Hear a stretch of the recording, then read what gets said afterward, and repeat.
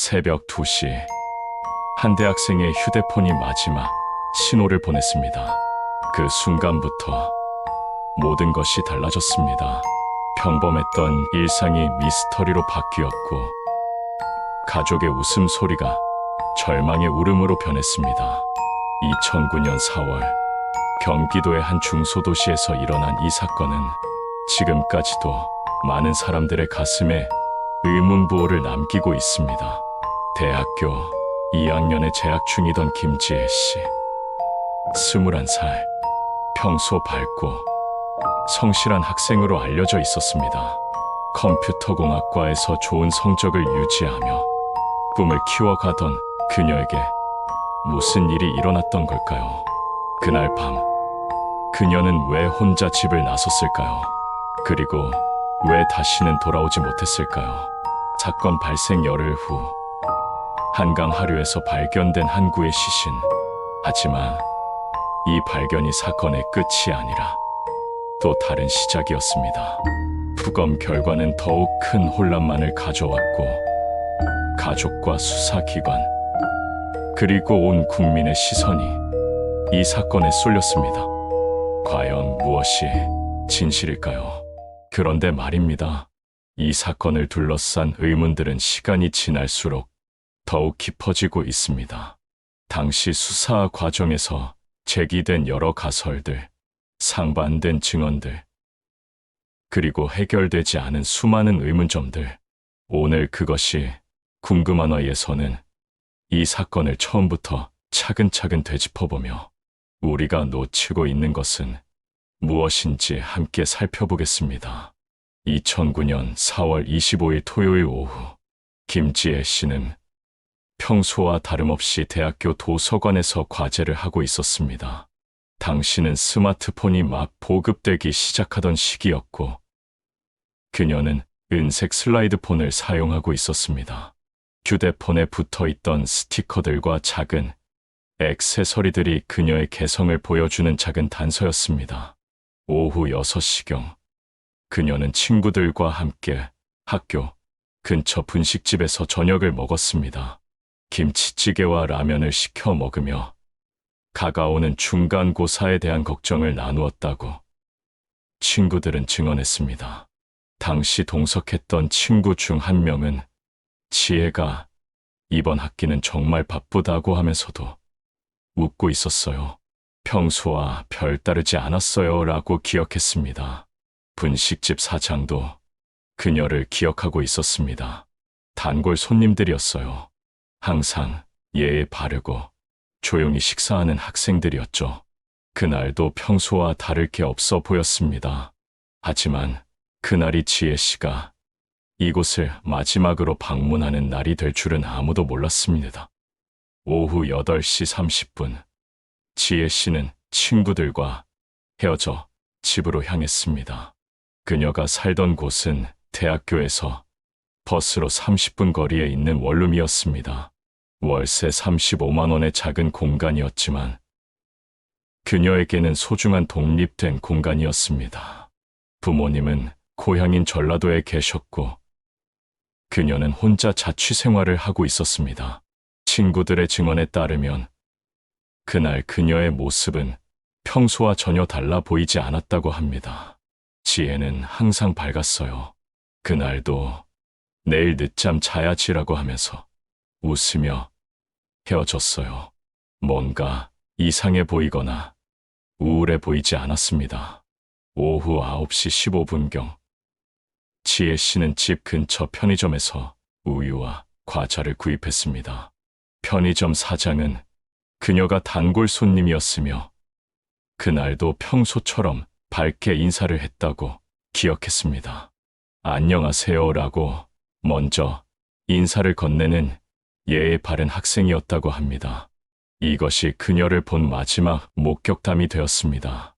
편의점 CCTV에 찍힌 마지막 영상에서 지혜 씨는 평소와 다름없는 모습이었습니다. 청바지에 후드티를 입고 작은 크로스백을 메고 있었습니다. 우유를 고르면서 잠시 망설이는 모습도 보였는데 결국 평소 즐겨 마시던 브랜드를 선택했습니다. 계산을 마치고 나서는 감사합니다라고 인사를 하고 나갔습니다. 편의점에서 집까지는 도보로 3분 거리였습니다. 그 짧은 거리에서 그녀에게 무슨 일이 일어났던 걸까요? 당시 그 거리에 설치된 CCTV는 많지 않았습니다. 2009년 당시 개인정보 보호에 대한 인식이 높아지면서 주택가 CCTV 설치가 제한적이었던 것도 사실입니다. 오후 10시경부터 자정까지 지혜 씨는 집에서 인터넷을 하며 과제 자료를 검색했습니다. 당시 인터넷 사용 기록을 보면 컴퓨터공학 관련 논문들을 찾아보고 있었던 것으로 확인됩니다. 데이터베이스 설계, 자바 프로그래밍 같은 수업 관련 키워드들이 줄을 이뤘습니다. 자정을 넘어서는 온라인 게임에 접속한 기록도 남아 있습니다. 당시 대학생들 사이에서 인기였던 MMORPG 게임이었습니다. 평소 스트레스를 풀기 위해 즐겨하던 게임이었는데 그날 밤에도 약 1시간 정도 접속해 있었습니다. 게임 내에서 길드원들과 나눈 대화도 평상시와 다르지 않았다고 합니다. 자, 여기서 한 가지. 오전 1시 43분 그녀의 휴대폰에서 마지막 통화 기록이 남겨집니다. 통화 상대는 같은 과 선배였던 박모 씨였습니다. 통화 시간은 3분 27초. 박 씨의 증언에 따르면 다음 주 과제에 대한 질문이었다고 합니다. 하지만 이 통화에는 이상한 점이 하나 있었습니다. 통화 도중 지혜 씨가 갑자기 잠깐만요. 누가 왔나 봐요. 라고 말했다는 것입니다. 박 씨는 그때 지혜 씨 목소리가 갑자기 작아졌어요. 뭔가 확인하려는 것 같았습니다. 라고 증언했습니다.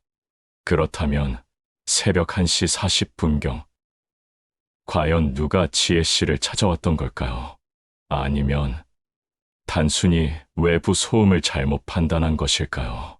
당시 원룸 건물의 다른 주민들은 이상한 소리나 사람을 목격했다는 증언을 하지 않았습니다. 하지만 깊은 밤이어서 모든 주민이 잠들어 있었을 가능성도 있습니다. 박 씨와의 통화에서 지혜 씨는 과제에 대한 질문을 했지만 목소리에 평소와 다른 점은 없었다고 합니다. 피곤해 보이긴 했지만 늘 밤늦게 공부하던 지혜 씨로서는 자연스러운 일이었어요.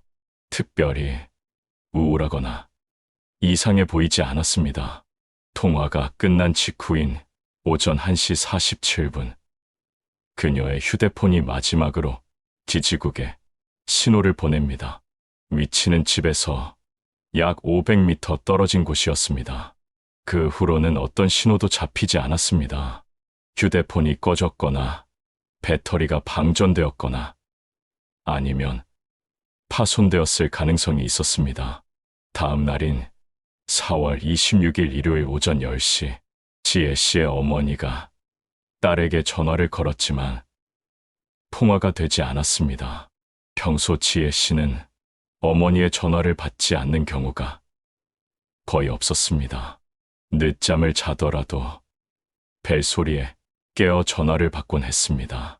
처음에는 잠을 자고 있거나 휴대폰 배터리가 떨어진 것으로 생각했습니다. 대학생 딸을 둔 부모로서는 자연스러운 추측이었습니다. 하지만 오후가 되어도 연락이 되지 않자 불안해하기 시작했습니다. 어머니는 지혜가 전화를 안 받는 건 정말 드문 일이었어요. 하루 종일 연락이 안 되니까 점점 불안해졌습니다. 라고 회상했습니다. 오후 3시 어머니는 딸의 친구들에게 연락을 취했습니다. 하지만 아무도 지혜 씨를 보지 못했다는 답변만 돌아왔습니다. 친구들도 처음에는 아마 집에서 쉬고 있을 거예요 라고 대답했지만 시간이 지나면서 점점 걱정하기 시작했습니다. 어머니는 딸의 대학 동기들뿐만 아니라 고등학교 친구들에게까지 연락을 돌렸습니다. 하지만 모든 답변은 같았습니다. 아무도 지혜 씨를 보지 못했다는 것이었습니다. 이때부터 어머니의 불안은 확신으로 바뀌었습니다. 분명 딸에게 무슨 일이 일어난 것이라고. KTX를 타고 올라오는 3시간 동안 어머니의 마음은 온갖 걱정으로 가득했습니다. 오후 6시, 마침내 어머니는 전라도에서 급히 올라와 딸의 집을 확인했습니다. 문은 잠겨 있었고 집 안에는 아무도 없었습니다. 그런데 집 안의 상황이 묘했습니다. 지혜 씨가 평소 입던 잠옷이 침대 위에 놓여 있었고 화장대 위에 화장품들도 그대로 있었습니다. 세안용품과 기초 화장품들이 평소처럼 정리되어 있었습니다. 하지만 외출복과 가방, 그리고 지갑은 사라진 상태였습니다. 더 자세히 살펴보니 더욱 이상한 점들이 발견되었습니다. 침대는 정리되어 있지 않았습니다. 마치 누군가 잠들었다가 급히 일어난 듯한 모습이었습니다. 베개에는 머리를 댄 자국이 남아 있었고 이불은 한쪽으로 젖혀진 상태였습니다. 컴퓨터는 켜져 있었지만 모니터는 꺼진 상태였습니다. 당시에는 절전 기능이 지금만큼 발달하지 않아서 사용자가 일정 시간 동안 조작하지 않으면 모니터만 꺼지는 설정이 일반적이었습니다. 마우스를 움직이자 화면이 다시 켜졌고 게임 프로그램이 실행된 상태였습니다. 부엌도 특별한 이상은 없어 보였습니다. 설거지가 깨끗이 되어 있었고 편의점에서 사온 우유는 냉장고에 들어가 있었습니다. 과자는 책상 위에 뜯어진 채로 놓여 있었습니다. 절반 정도 먹다 만 상태였습니다. 현관문의 잠금 상태도 주목할 만했습니다. 문은 안에서 잠겨 있었는데 이는 지혜 씨가 집을 나갈 때 의도적으로 문을 잠갔다는 의미였습니다. 급하게 도망치듯 나간 것이 아니라 어느 정도 의식적으로 외출 준비를 한 것으로 보였습니다. 하지만 평소 외출할 때 챙기던 몇 가지 물건들이 그대로 남아 있었습니다. 자주 사용하던 립밤과 손수건, 그리고 항상 가지고 다니던 작은 인형 키링 등이 화장대 위에 있었습니다. 이런 소소한 물건들을 두고 나간 것이 과연 계획적인 외출이었을까요? 4월 27일 월요일 오전 9시, 가족들은 경찰서에 실종 신고를 접수했습니다. 당시 경찰은 성인의 가출 신고로 분류했습니다. 대학생의 일시적 가출은 드문 일이 아니었기 때문입니다. 특히 2009년 당시는 경제적 어려움이나 취업 스트레스로 인한 젊은이들의 가출이 증가하던 시기였습니다. 담당 경찰관은 성인의 경우 48시간에서 72시간 정도 기다려보는 것이 일반적입니다라고 설명했습니다. 하지만 가족들은 지혜 씨가 아무런 예고 없이 집을 나갈 이유가 없다고 주장했습니다. 우리 딸은 그런 아이가 아니에요. 어디 가더라도 미리 연락을 하는 아이입니다라고 어머니는 간곡히 호소했습니다. 가족들의 끈질긴 요청에도 불구하고 경찰은 즉시 적극적인 수사에 나서지 않았습니다. 당시 경찰청의 실종자 수사 매뉴얼에 따르면 성인의 경우 범죄에 휘말렸다는 명확한 증거가 없는 한 가출로 보는 것이 원칙이었습니다. 수사가 본격화된 것은 실종 신고 사흘 후인 4월 30일부터였습니다. 지혜 씨의 휴대폰 위치 추적, CCTV 영상 분석, 주변 인물 조사 등이 시작되었습니다. 하지만 이미 중요한 초기 72시간이 지나버린 상태였습니다. 우리가 놓친 건 무엇일까요? 5월 2일, 수사팀은 지혜 씨가 자주 이용하던 PC방과 카페들을 중심으로 수색 범위를 넓혔습니다. 당시 대학가에는 24시간 운영하는 PC방들이 많았고 학생들이 밤늦게 과제를 하거나 게임을 하는 경우가 흔했습니다. 지혜 씨가 자주 이용하던 PC방은 학교, 근처에 3곳 정도 있었습니다. 각각의 PC방 사장들과 알바생들을 면담했지만 4월 25일 밤 이후 그녀를 본 사람은 아무도 없었습니다. PC방의 회원 등록 기록과 이용 내역도 확인했지만 실종 당일 이후 사용 기록은 발견되지 않았습니다. 카페들도 마찬가지였습니다. 지혜 씨는 과제를 할 때 도서관이 문을 닫으면 24시간 카페를 이용하곤 했습니다.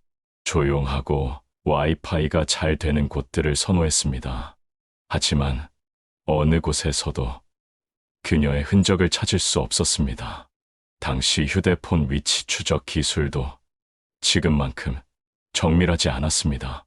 마지막 신호가 잡힌 지점에서 반경 500m 내의 기지국들을 조사했지만 그 이후의 행적은 찾을 수 없었습니다. GPS 기능이 있는 스마트폰도 아직 보편화되지 않았던 시기였습니다. CCTV 분석도 한계가 있었습니다. 2009년 당시에는 지금처럼 모든 거리에 CCTV가 설치되어 있지 않았습니다. 특히 주택가나 이면도로에는 CCTV가 거의 없었습니다. 지혜 씨가 실종된 지역 역시 CCTV 음영 지역이 많았습니다. 5월 5일 어린이날, 실종 열흘째 되는 날이었습니다. 오전 6시경 한강 하류 김포 지역에서 한 낚시꾼이 떠내려오는 시신을 발견했습니다. 새벽 일찍 낚시를 나온 60대 남성이었습니다. 처음에는 옷가지인 줄 알았어요. 그런데 가까이 가보니 라고 그는 당시를 회상했습니다. 경찰은 즉시 시신을 인양했고 신원 확인 작업에 들어갔습니다. 시신의 부패가 상당히 진행된 상태여서 육안으로는 즉시 신원을 확인하기 어려웠습니다. 의복과 소지품, 그리고 치아 기록을 통해 김지혜 씨로 확인되었습니다. 시신이 발견된 장소는 지혜 씨의 집에서 직선거리로 약 40km 떨어진 곳이었습니다. 한강의 물줄기를 따라 흘러내려온 것으로 추정되었지만 정확히 어디서 물에 빠졌는지는 알 수 없었습니다. 한강 상류 지역 어디든 가능성이 있었습니다. 발견 당시 시신은 청바지와 후드티를 입고 있었습니다. 편의점 CCTV에서 확인된 마지막 모습과 동일한 옷차림이었습니다. 크로스백도 함께 발견되었는데 안에는 지갑과 학생증, 그리고 집 열쇠가 들어 있었습니다. 하지만 휴대폰은 발견되지 않았습니다. 부검이 이루어진 것은 5월 6일이었습니다. 국립과학수사연구원에서 실시한 부검 결과는 충격적이었습니다. 사인은 익사로 추정되지만 익사 이전에 머리 부위에 외상이 있었던 것으로 나타났습니다. 또한 물에 빠진 지 7일에서 10일 정도 된 것으로 추정되어 실종 시기와 대략 일치했습니다. 부검을 담당한 법의학 전문의는 익사의 전형적인 징후들이 나타나지만 머리 부위에 외상이 주목할 만하다고 설명했습니다. 외상은 후두부에 있었으며 뭔가 딱딱한 것에 부딪힌 흔적이었습니다. 하지만 이것이 물에 빠지기 전에 생긴 것인지 물에 빠진 후 바위나 구조물에 부딪혀 생긴 것인지는 명확하지 않았습니다. 겉으로는 단순해 보였지만 부검 결과는 새로운 의문들을 불러일으켰습니다. 머리 부위의 외상이 추락에 의한 것인지 아니면 외부 충격에 의한 것인지 명확하지 않았습니다. 물에 오래 있었던 관계로 정확한 사인 규명이 어려웠던 것입니다. 부검 결과에서 또 하나 주목할 점은 체내에서 특별한 약물이나 독성 물질이 발견되지 않았다는 것입니다. 수면제나 진정제, 알코올 등의 흔적도 없었습니다. 이는 지혜 씨가 의식을 잃은 상태에서 물에 빠진 것이 아니라는 의미로 해석할 수 있었습니다. 위 내용물 검사에서는 편의점에서 구입한 과자, 성분이 발견되었습니다. 이는 실종 전날 밤 과자를 먹은 후 오랜 시간이 지나지 않았음을 의미했습니다. 즉, 지혜 씨는 실종된 당일 새벽이나 이른 아침에 사망했을 가능성이 높았습니다. 언론의 관심이 집중되기 시작한 것도 이 무렵이었습니다. 2009년 당시는 포털 사이트의 댓글 문화가 활발했던 시기였고 온라인상에서 다양한 추측들이 난무했습니다. 일부에서는 자살 가능성을 제기했고 다른 일부에서는 사건 사고에 휘말린 것이 아니냐는 의견을 내놓았습니다. 지혜 씨의 가족들은 언론과의 인터뷰에서 딸이 자살할 이유가 전혀 없다고 강조했습니다. 어머니는 딸은 꿈이 많았고 앞으로의 계획도 구체적으로 세우고 있었어요. 다음 달에 있을 여행도 기대하고 있었는데요 라고 말했습니다. 실제로 지혜 씨는 친구들과 5월 연휴에 제주도 여행을 계획하고 있었습니다. 숙소 예약도 이미 해놓은 상태였고 여행 경비도 미리 모아두었습니다. 여행 계획서를 작성해가며 구체적으로 준비하고 있던 상황이었습니다. 아버지 역시 경제적으로 어려운 상황도 아니었고 학업 성적도 좋았습니다. 무엇보다 성격이 밝고 적극적인 아이였어요 라고 증언했습니다. 지혜 씨는 장학금을 받을 정도로 성적이 우수했고 아르바이트도 꾸준히 해서 경제적 부담도 크지 않았습니다. 하지만 가족들도 완전히 파악하지 못한 딸의 내면이 있었을 가능성은 배제할 수 없었습니다. 20대 초반의 젊은이들은 가족에게도 말하지 않는 고민들이 있기 마련입니다. 특히 진로나 대인관계, 연애 문제 등은 부모에게 털어놓기 어려운 경우가 많습니다. 그런데 말입니다. 지혜 씨를 알던 사람들의 증언은 조금씩 다른 면을 보여주기 시작했습니다. 같은 과 친구였던 이모 씨는 평소 밝은 모습이었지만 가끔 혼자 있을 때는 생각이 많아 보였어요. 특히 진로 문제로 고민이 있었던 것 같아요 라고 말했습니다. 또 다른 친구는 최근 들어 살이 많이 빠졌고 잠을 잘 못 잔다고 하더라고요 라고 증언했습니다. 3월부터 지혜 씨의 체중이 눈에 띄게 줄어들었다고 합니다. 평소 52kg 정도였던 몸무게가 47kg까지 떨어진 상태였습니다. 기숙사에서 함께 생활했던 룸메이트는 더욱 구체적인 증언을 했습니다. 지혜가 밤에 자주 깼어요. 가끔 뒤척이는 소리가 나거나 새벽에 일어나서 물을 마시곤 했습니다. 스트레스를 많이 받는 것 같았어요. 지혜 씨가 다니던 대학교의 상담센터 기록도 확인되었습니다. 실종되기 한 달 전인 3월 말, 그녀는 진로 상담을 받았던 것으로 나타났습니다. 상담 내용은 공개되지 않았지만 취업에 대한 막연한 불안감을 표현했다고 합니다. 당시 2008년 금융위기의 여파로 취업 시장이 얼어붙어 있던 상황이었습니다. 특히 IT 분야도 예외가 아니어서 컴퓨터공학과 학생들조차 취업에 대한 불안감을 느끼고 있었습니다. 지혜 씨 역시 이런 시대적 분위기에 영향을 받았을 가능성이 높습니다. 상담 담당 교수는 당시 많은 학생들이 비슷한 고민을 갖고 있었습니다. 지혜 씨의 경우도 특별히 심각해 보이지는 않았어요. 다만 평소보다 예민해 보이긴 했습니다 라고 해상했습니다. 온라인상에서의 지혜 씨 활동도 면밀히 분석되었습니다. 그녀가 자주 이용하던 온라인 커뮤니티와 블로그, 그리고 이메일 등을 조사한 결과 특별한 이상 징후는 발견되지 않았습니다. 대부분 학업 관련 내용이나 일상적인 이야기들이었습니다. 다만 실종되기 며칠 전 작성한 블로그 글에서 요즘 너무 피곤하다. 뭔가 달라졌으면 좋겠다는 내용이 있어 관심을 끌었습니다. 이 글에는 친구들이 괜찮아? 무슨 일 있어? 같은 댓글을 달았지만 지혜 씨는 그냥 과제 때문에 스트레스 받는다 고 답글을 달았습니다. 여기서 의문이 하나 더 생깁니다. 지혜 씨가 마지막으로 통화했던 박모 씨에 대한 수사가 진행되었습니다. 박 씨는 지혜 씨보다 2살 많은 같은 과선배로 평소 과제나 학업 관련해서 종종 연락을 주고받았던 사이였습니다. 박 씨의 증언에 따르면 그날 밤 통화는 정말 단순한 과제 문의였다고 합니다. 데이터베이스 수업 과제에서 SQL 쿼리 작성하는 부분을 모르겠다고 하더라고요. 그래서 간단히 설명해줬습니다.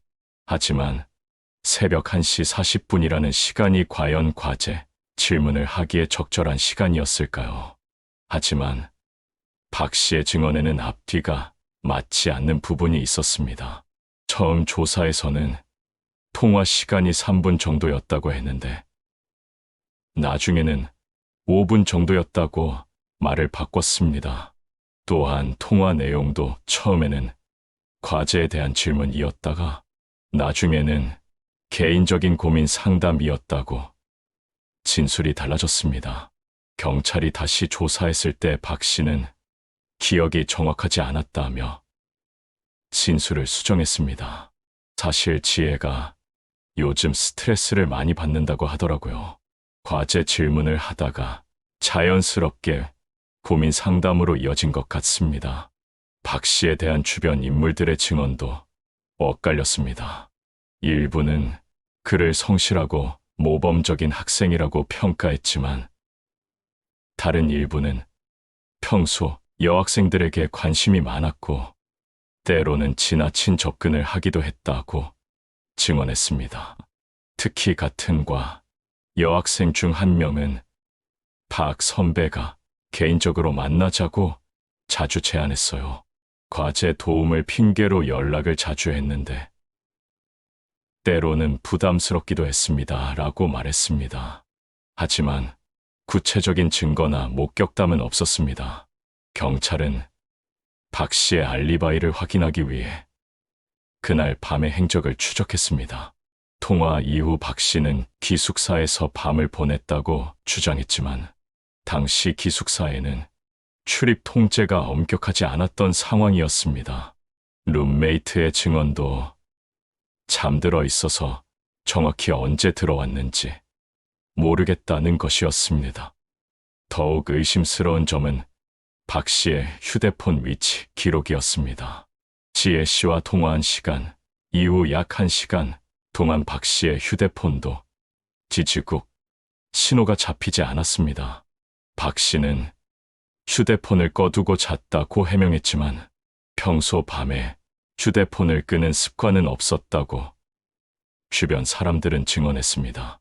시간을 조금 거슬러 올라가 보겠습니다. 지혜 씨가 실종되기 전 일주일 동안의 행적을 더 자세히 살펴보면 몇 가지 특이한 점들이 발견됩니다. 이런 세부 사항들이 사건의 실마리를 제공할 수 있을까요?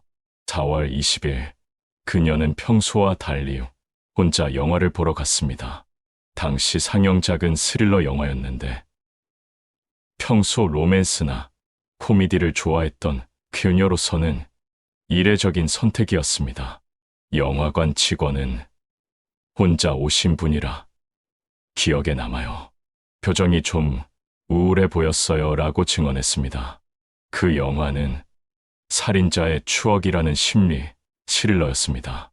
연쇄살인을 다룬 내용이어서 평소 밝은 성격의 지혜 씨가 선택하기에는 다소 의외였습니다.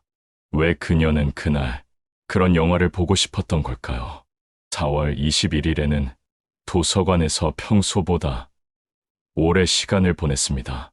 오후 2시부터 밤 10시까지 거의 8시간을 도서관에서 보냈는데 사서들의 증언에 따르면 책을 읽기보다는 멍하니 앉아있는 시간이 많았다고 합니다.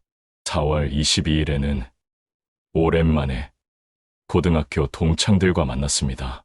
하지만 모임에서 그녀는 평소보다 말이 없었고 우울해 보였다는 증언이 나왔습니다. 동창 중 한 명은 지혜가 요즘 잠이 안 온다고 하면서 수면제에 대해 물어보더라고요. 단순한 불면증인 줄 알았는데 라고 말했습니다. 그날 모임에서 지혜 씨는 취업이 정말 어려울 것 같다는 말을 여러 번 했다고 합니다. 또한 가끔 모든 것을 그만두고 싶다는 말도 했는데 당시에는 단순한 하소연으로 받아들였다고 동창들은 증언했습니다. 4월 23일에는 평소 다니던 교회에 갔지만 예배 도중에 조용히 자리를 떠났다고 합니다. 교회 목사는 지혜 씨가 예배 중에 나간 적은 거의 없었어요. 그날은 뭔가 마음이 힘들어 보였습니다. 라고 해상했습니다. 4월 24일 실종 전날에는 어머니와 30분가량 통화를 했습니다. 어머니의 증언에 따르면 딸의 목소리가 평소보다 힘이 없어 보였다고 합니다. 괜찮냐고 물었더니 그냥 피곤하다고 하더라고요. 곧 고향에 내려온다고 했는데 어머니의 목소리에는 지금도 후회와 자책이 묻어 있습니다. 그 통화에서 지혜 씨는 엄마, 나 요즘 너무 힘들어라고 말했다고 합니다. 하지만 구체적으로 무엇이 힘든지는 말하지 않았습니다. 그냥 모든 게 다 힘들어라는 말만 반복했다고 어머니는 기억했습니다. 그런데 지혜 씨의 컴퓨터에서 발견된 인터넷 검색 기록은 또 다른 의문을 제기했습니다. 실종되기 며칠 전부터 그녀는 한강, 다리, 높은 곳 등의 키워드로 검색을 했던 것으로 나타났습니다. 또한 일부 자살 관련 사이트에 접속한 기록도 있었습니다. 더욱 충격적인 것은 고통 없이 죽는 방법, 한강에서 실종된 사람들 같은 검색어들이었습니다. 이런 검색 기록들은 실종되기 일주일 전부터 집중적으로 나타났습니다. 경찰은 이런 증거들을 바탕으로 자살 가능성에 무게를 두고 수사를 진행했습니다.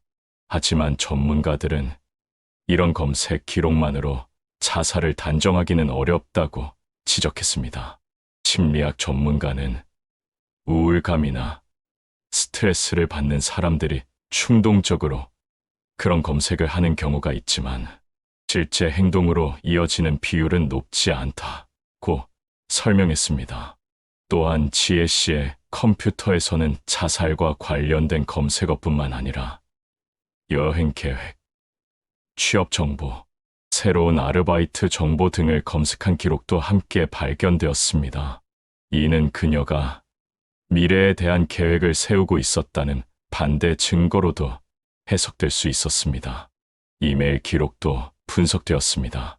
지혜 씨는 실종되기 며칠 전까지도 친구들과 여행 계획에 대한 이메일을 주고받았습니다. 제주도 여행에 대한 구체적인 계획들이 담긴 이메일들이 여러 개 발견되었습니다. 하지만 확실한 건 많지 않지만 자살설에 대한 반박 증거들도 만만치 않았습니다.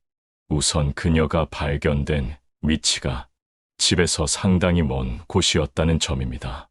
대중교통을 이용해도 2시간 이상 걸리는 거리였는데 심야 시간대에 어떻게 그곳까지 갔는지 의문이었습니다.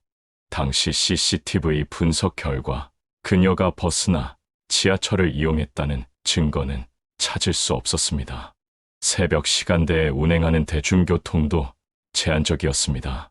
택시를 이용했다면 기록이 남았을 텐데 그런 기록도 발견되지 않았습니다. 그렇다면 누군가의 차를 얻어 탔을 가능성이 높습니다. 하지만 그 상대방이 누구인지, 왜 새벽에 지혜 씨를 한강까지 데려다 줬는지는 여전히 미스터리입니다. 자살을 결심한 사람이 다른 사람의 도움을 받아 자살 장소까지 가는 것은 일반적이지 않습니다. 또한 시신에서 발견된 외상의 양상도 단순한 추락사와는 달랐습니다. 법의학 전문가들은 머리 부위의 손상, 패턴이 일반적인 추락에 의한 것과는 다른 양상을 보인다고 지적했습니다. 외상의 위치와 모양이 높은 곳에서 떨어져서 생기는 패턴과는 맞지 않는다는 것입니다. 더욱 이상한 점은 시신의 상태였습니다.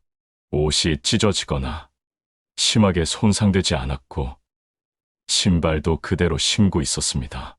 높은 곳에서 뛰어내렸다면 옷이나 신발에 더 많은 손상이 있어야 정상입니다.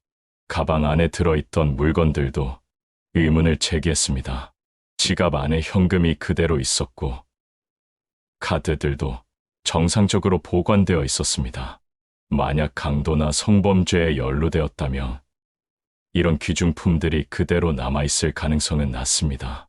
2009년 6월 사건 발생 2달 후 경찰은 수사 결과를 발표했습니다.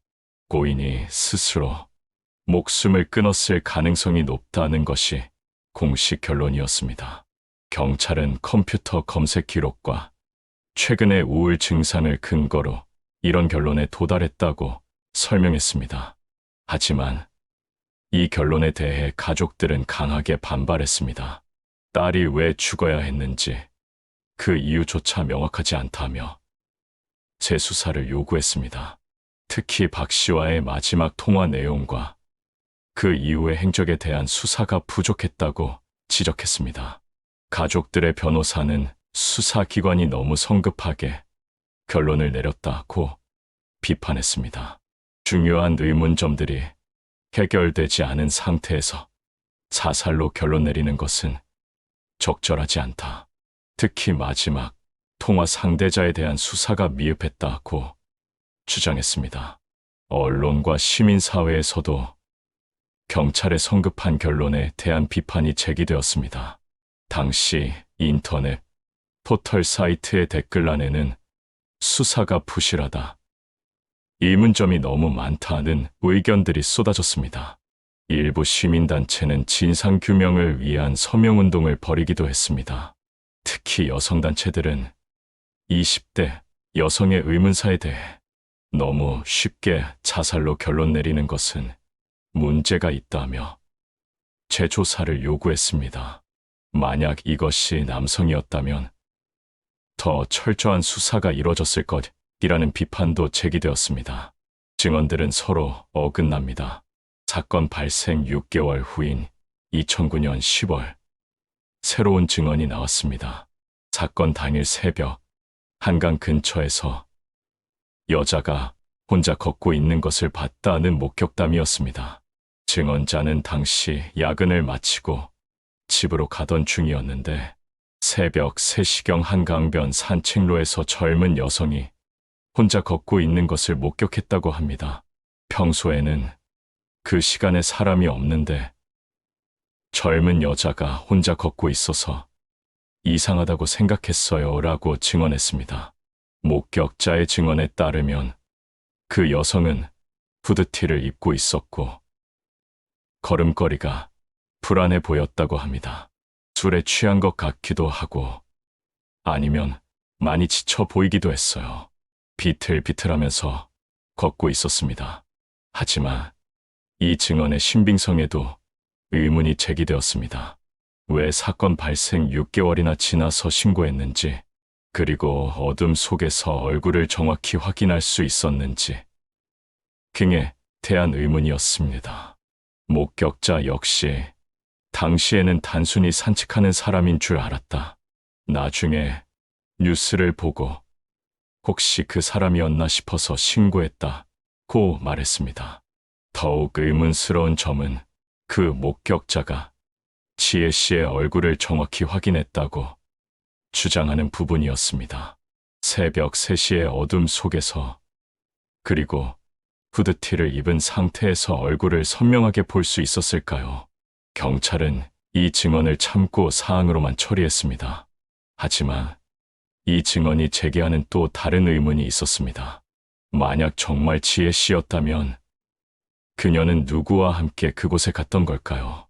혼자서 그 먼 거리를 걸어갔을 가능성은 거의 없습니다. 누군가 그녀를 그곳까지 데려다 준 사람이 있다는 의미입니다. 2010년 4월 사건 1주기를 맞아 가족들은 추모 행사를 열었습니다. 지혜 씨가 다녔던 대학교에서 열린 이 행사에는 200여 명의 학생과 시민들이 참석했습니다. 어머니는 딸의 죽음이 헛되지 않도록 진실이 밝혀지기를 간절히 바란다며 눈물을 흘렸습니다. 추모 행사에서는 지혜 씨를 기리는 장학금이 만들어졌습니다.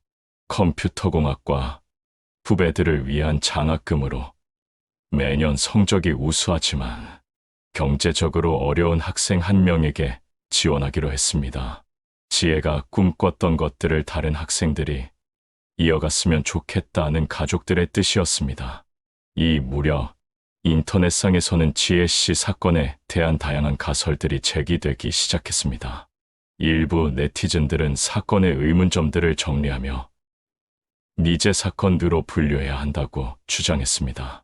온라인 탐정 역할을 자처하는 사람들이 나타나 독자적인 수사를 시작하기도 했습니다. 특히 지혜 씨 사건 진실 찾기 같은 온라인 카페들이 만들어졌습니다. 이곳에서는 사건 관련 자료들을 수집하고 분석하는 작업이 이루어졌습니다. 때로는 가족들에게 도움이 되는 정보들이 제공되기도 했지만 무책임한 추측과 루머가 확산되는 부작용도 있었습니다. 그래서 우리는 어디로 가야 할까요? 2011년 사건 발생 2년 후 한 시사 프로그램에서 이 사건을 다뤘습니다. 프로그램에서는 당시 수사 과정의 문제점들을 지적하며 재수사의 필요성을 제기했습니다. 특히 초기 수사에서 중요한 물증들이 제대로 보존되지 않았다는 점이 부각되었습니다. 지혜 씨의 집에서 발견된 컴퓨터와 개인 소지품들, 그리고 현장 주변의 CCTV 영상 등이 체계적으로 보존되고 분석되지 못했다는 지적이었습니다. 프로그램에서는 법의학 전문가와의 인터뷰도 방송되었습니다. 전문가는 당시 부검 결과만으로는 정확한 사인을 특정하기 어려웠다. 더 정밀한 검사가 필요했지만 시간이 지나면서 불가능해졌다고 아쉬움을 표했습니다. 방송 이후 시청자들의 반응은 뜨거웠습니다. 프로그램 게시판에는 경찰 수사가 너무 성급했다, 가족들의 마음을 생각하며 재수사가 필요하다는 의견들이 올라왔습니다.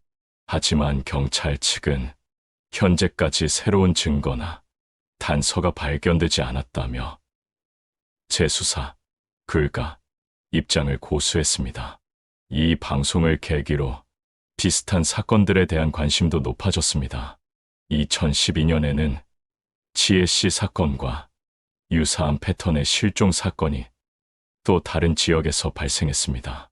역시 20대 여대생이 집을 나간 후 며칠 뒤 한강에서 시신으로 발견된 사건이었습니다. 이 사건 역시 자살로 결론났지만 일부에서는 연관성을 의심하는 목소리가 나왔습니다. 하지만 구체적인 연결고리는 발견되지 않았습니다. 단지 비슷한 연령대의 여성들이 비슷한 방식으로 사망했다는 공통점만 있을 뿐이었습니다.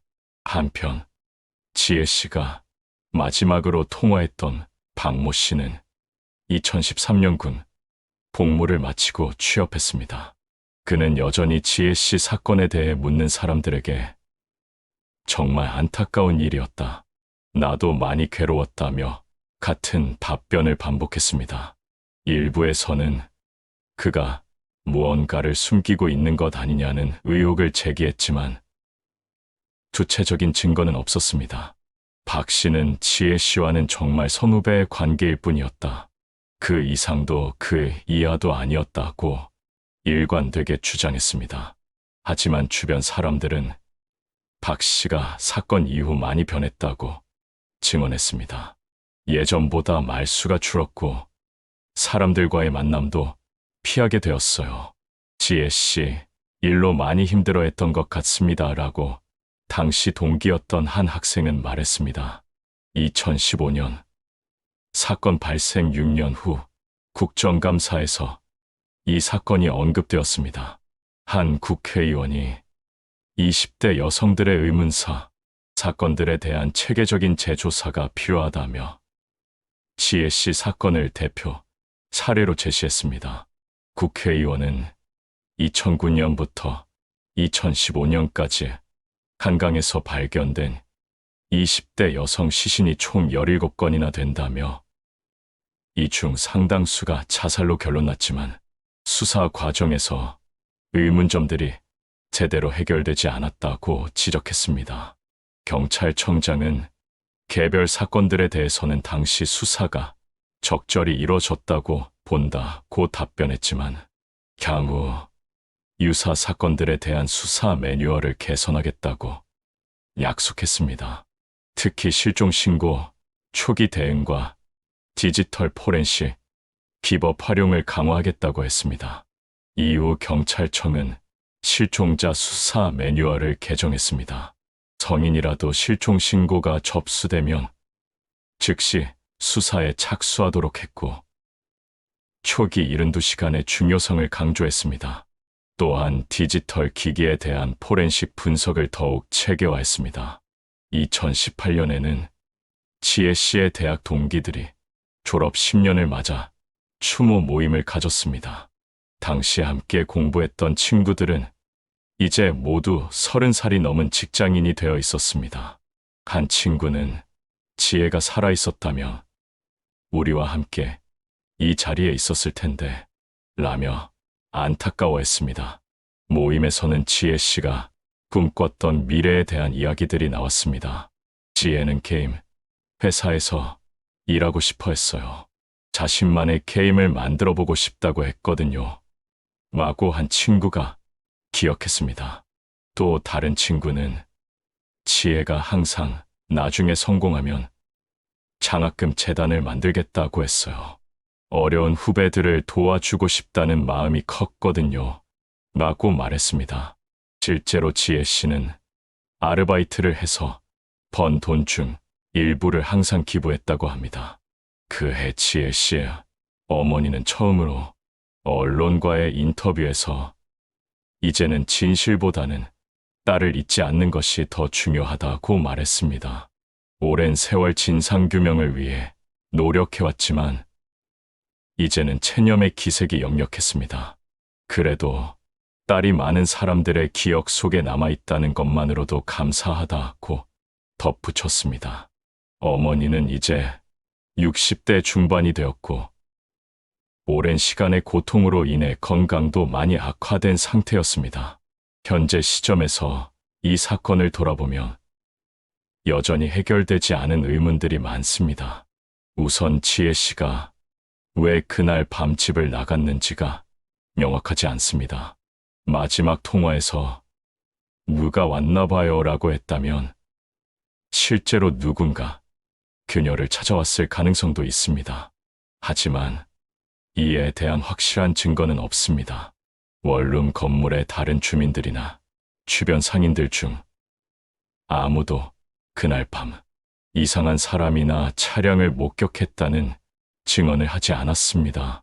물론 새벽 시간이어서 대부분의 사람들이 잠들어 있었을 가능성이 높습니다. 또한 그녀가 어떻게 한강까지 갔는지도 미스터리입니다. 대중교통 이용 기록이 없고 택시 이용 기록도 찾을 수 없었습니다. 누군가의 차를 얻어 탔을 가능성이 높지만 그 상대방이 누구인지는 끝내 밝혀지지 않았습니다. 시신에서 발견된 외상의 정확한 원인도 여전히 의문입니다.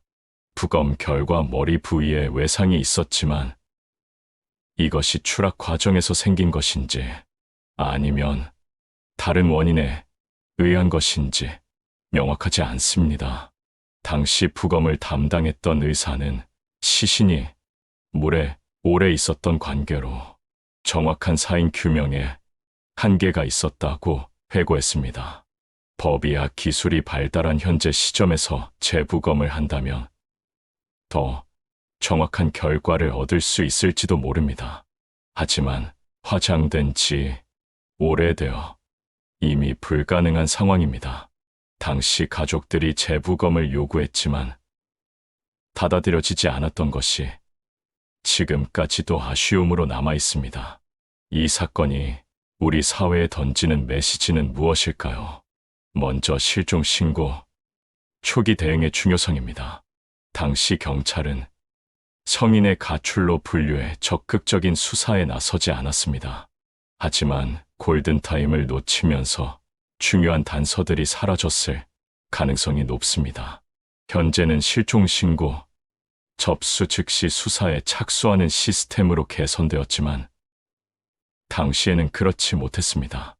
지혜 씨 사건을 계기로 실종자 수사 매뉴얼이 개선된 것은 다행스러운 일입니다. 하지만 여전히 완벽하지는 않습니다. 또한 물증 보존의 중요성도 새삼 확인됩니다. 지혜 씨의 집에서 발견된 컴퓨터와 개인 소지품들, 그리고 현장 주변의 CCTV 영상 등이 체계적으로 보존되고 분석되었다면 더 많은 단서를 얻을 수 있었을 것입니다. 2009년 당시는 디지털 포렌식 기술이 지금만큼 발달하지 않았던 시기였지만 그래도 아쉬움이 남습니다. 현재는 스마트폰과 각종 디지털 기기들의 데이터를 복구하고 분석하는 기술이 크게 발달했습니다. 대학생들의 정신건강 관리 시스템의 중요성도 부각됩니다. 지혜 씨가 실종되기 전 보였던 우울감과 수면장애, 그리고 진로에 대한 고민 등은 당시 많은 대학생들이 공통적으로 겪던 문제였습니다. 2008년 금융위기 이후 취업난이 심화되면서 대학생들의 심리적 부담이 커졌지만 이를 체계적으로 관리하는 시스템은 부족했습니다. 현재 각 대학들이 운영하는 상담 센터들도 당시에 비해서는 많이 개선되었지만 여전히 부족한 면이 있습니다. 가족들의 아픔도 간과할 수 없습니다. 지혜 씨의 부모님은 15년이 넘는 세월 동안 딸의 죽음에 대한 진실을 찾기 위해 노력해왔습니다. 하지만 명확한 답을 얻지 못한 채 세월만 흘렀습니다. 이런 미제 사건들이 가족들에게 주는 고통은 시간이 지나도 쉽게 아물지 않습니다. 특히 자녀를 잃은 부모의 마음은 더욱 그렇습니다. 내가 더 관심을 가졌다면, 그날 내가 전화를 더 자주 했다면 같은 자책감에 시달리게 됩니다. 지혜 씨의 어머니는 사건 이후 몇 년 동안 우울증으로 고생했다고 합니다. 딸의 마지막 목소리가 자꾸 떠올라요. 누가 왔나 봐요 라고 했던 그 말이 계속 귓가에 맴돌아요 라고 말했습니다. 아버지 역시 일에 집중할 수 없어 사업이 어려워졌다고 합니다. 가족들 모두가 힘든 시간을 보냈어요. 특히 지혜의 남동생이 많이 힘들어했습니다. 누나가 갑자기 사라진 것에 대한 충격이 컸거든요. 언론의 역할과 책임에 대한 성찰도 필요합니다. 당시 일부 언론은 확인되지 않은 추측성 보도를 내보내며 사건을 더욱 미궁으로 빠뜨렸습니다. 또한 자극적인 제목과 내용으로 가족들의 상처를 키우기도 했습니다. 20대 여대생 한강 투신, 컴퓨터에서 발견된 충격적 검색 기록 같은 자극적인 헤드라인들이 남발되었습니다. 사건의 진실을 추적하는 것도 중요하지만 그 과정에서 관련자들의 인권과 명예를 보호하는 것 역시 중요한 과제입니다. 온라인 공간에서의 무분별한 추측과 루머 확산도 문제였습니다. 2009년 당시는 소셜미디어가 본격적으로 확산되기 시작한 시기였는데 검증되지 않은 정보들이 빠르게 퍼지면서 사건의 진실을 더욱 흐렸습니다.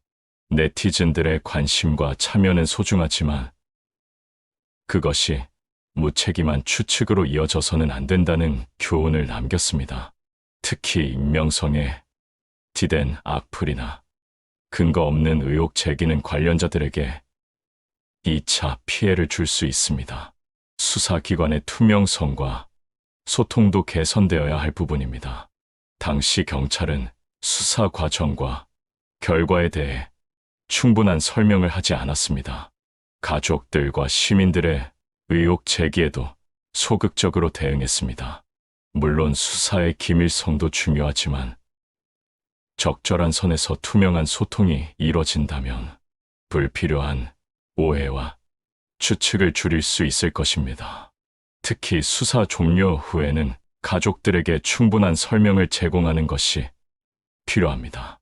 기록의 중요성도 새삼 느낍니다. 지혜 씨 사건과 관련된 수많은 증언과 자료들이 시간이 지나면서 흩어지거나 사라졌습니다. 특히 당시 인터넷상의 각종 게시글과 댓글들은 대부분 복구하기 어려운 상태가 되었습니다. 사건의 기록을 체계적으로 보존하고 관리하는 시스템의 필요성을 보여주는 사례입니다. 현재는 각종 디지털 기록들이 상당 기간 보존되지만 당시에는 그렇지 못했습니다.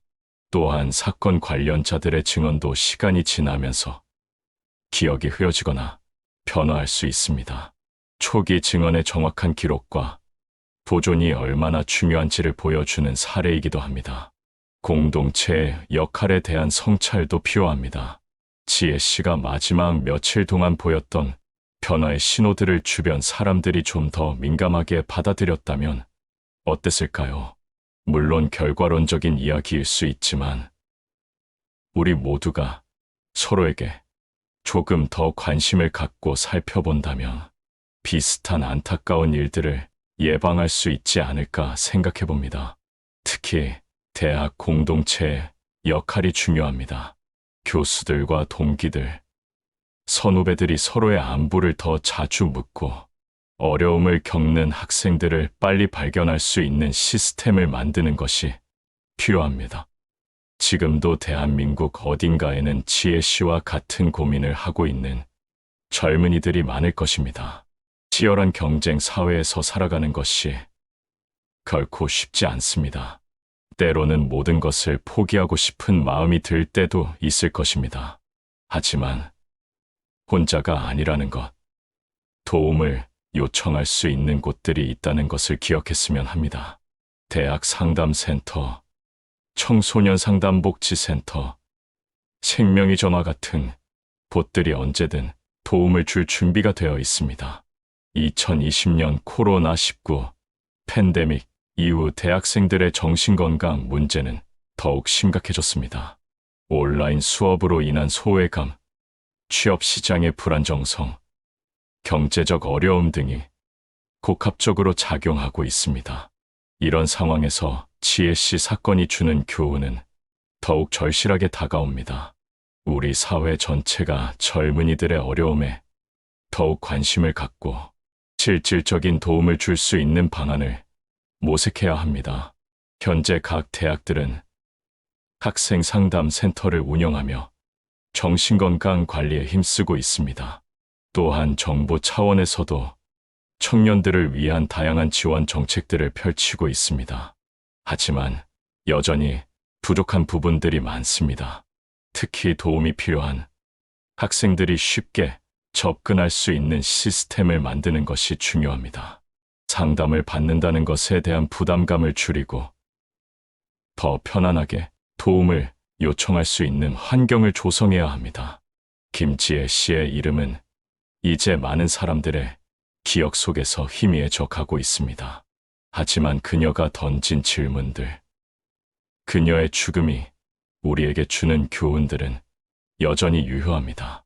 우리는 그녀를 기억해야 하고 그녀와 같은 안타까운 일이 반복되지 않도록 노력해야 합니다. 지혜 씨는 평범한 대학생이었습니다. 꿈과 고민이 있었고 때로는 힘들어하기도 했습니다.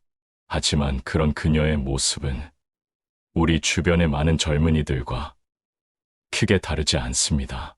그래서 더욱 안타깝고 더욱 경계해야 할 일입니다. 진실은 때로 영원히 밝혀지지 않을 수도 있습니다. 하지만 진실을 찾으려는 노력, 그리고 그 과정에서 배우는 교훈들은 결코 무의미하지 않습니다.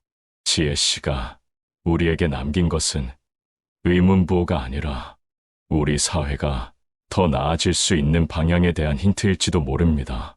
서로를 더 따뜻하게 바라보고 도움이 필요한 이웃에게 손을 내밀며 진실을 포기하지 않는 사회, 약자를 보호하고 의문점들을 끝까지 추적하며 가족들의 아픔을 외면하지 않는 사회. 그것이 바로 지혜 씨가 꿈꿨던 세상이 아니었을까요? 오늘 그것이 궁금한 어이에서 살펴본 김지혜 씨 사건 15년이 넘는 세월이 흘렀지만 여전히 많은 의문들이 남아 있습니다. 진실은 포기하는 순간 영원히 묻혀버릴 수 있지만 끝까지 포기하지 않는다면 언젠가는 밝혀질 수 있습니다.